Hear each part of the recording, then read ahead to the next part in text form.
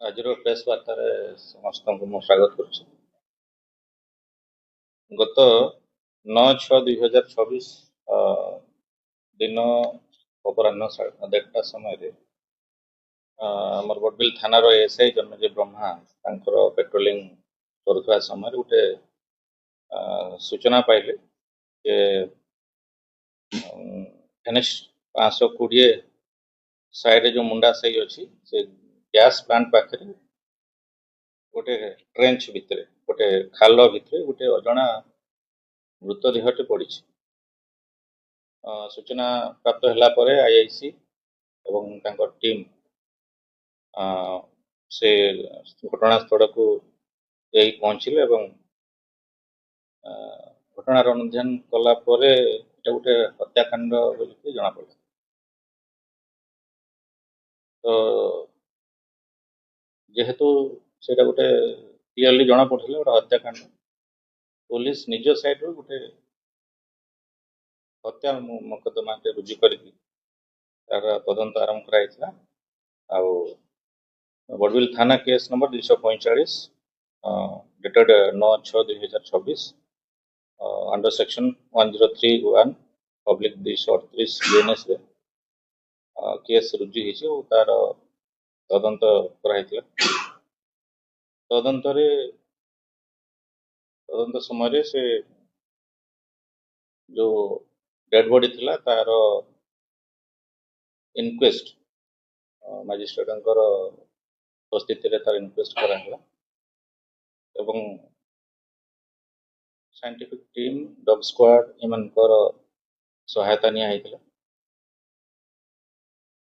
जेहेतु तार चिन्हट हो नथिला मृतक परिचय जना पड़ नथिला ताकू हमें तार चिन्हट प्रक्रिया पई हमें विभिन्न जगह तार सर्कुलेट कराइथिला एवं स्टेप परवर्ती समय जना पड़ला जोड़ा ओडिशाई तो बादल सिंह एलियास हाथी पिता विनोद सिंह बोली कि तार परिचय जना पड़ला।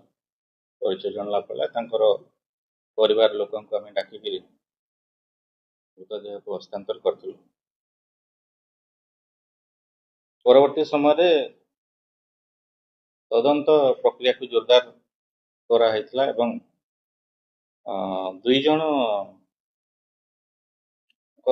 संपृक्ति जना पड़ता से भर जड़े नाबालक जहाँ CICL child in conflict with law बयस 13 वर्ष हम सी भी संपृक्त अच्छा 2 जन पूर्वर एमाने विभिन्न प्रकार छोटा मोटा चोरी रे भी संपृक्त रोते चोरी काम करुले।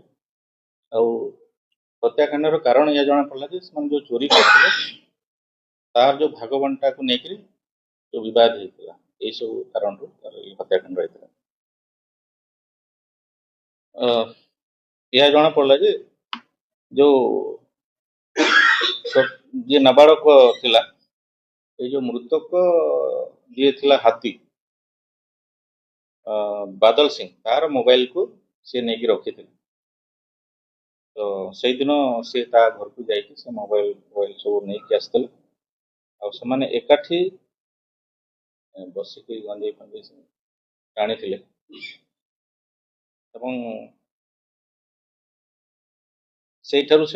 घटनास्थल को चली चली जाइन 3 जन संध्या समय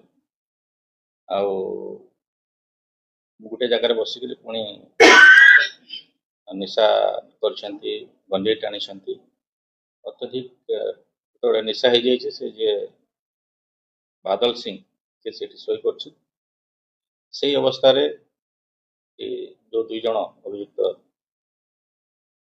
पथर छेचिक हत्या कर